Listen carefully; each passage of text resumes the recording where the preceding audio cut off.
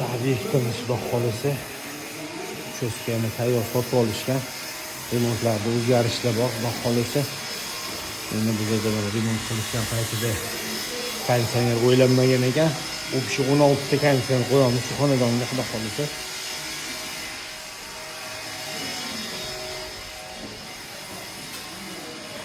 Hattasini joyiga qo'yib, tayinlab baholisi 2 ta etaj plus pastdanlik 3 ta xona.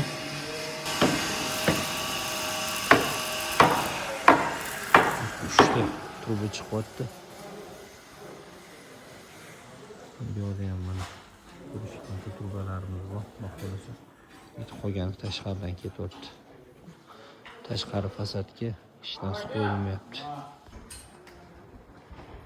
Shu yerda 16 konditsioner qo'yilyapti. Chiqqan joylarni fasadga qo'yib turib, fasad qo'yib, tomga chiqib baholisi. O'yib chiqarib cherdaga kirib tomusga qo'yiladi baholisi. Baholisi ikkinchisi bu yerdan chiqyapti, uchinchisi chiqib ketdi, uchtasi tepaga tomga cherdagini ichiga. Shu kukushkani oldida turadi baholisi motori. Chiqyapmiz oshxonasi. Ho'la baholisi. Spalnisi. Buraya chiqamiz.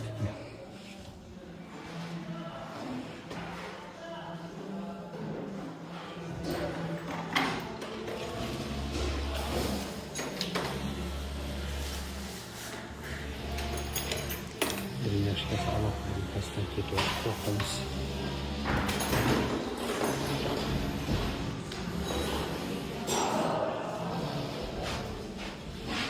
Birinchi qavatimiz baholisi. Ikkinchi qavatimiz baholisi bu yerda 7 ta. Birinchi hol 2, 3, 4, 5, 6, 7 ta. Bu yerda 3 ta xona.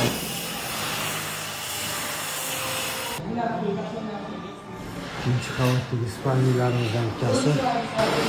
İkinci qavat zalimiz baholisi.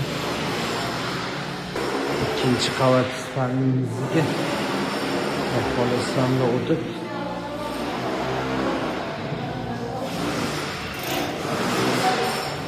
bundan chiqib bu xonaga tashqariga chiqib ketgan. Bu ikkinchi qavatimiz yana spalni. Bu 15-16 ta konditsioner qo'yamiz hozir. Cherdaga chiqib ketgan. Mashdan tepaga chiqib ketgan baholisi. İkinci qavatimiz yana spalni. Buni ham turbasi fasadga qolishmadi oldiga, orqaga ketyapti shunda. Ish chagani ichi bilan o'tib ketdi baholisi. Ikkinchi qavatimiz yana bitta spalni. Nega? Bular qilib qilib devorga bekitdik, baholisi. Devorga ham chiqib hammasi devor ichida baholisi.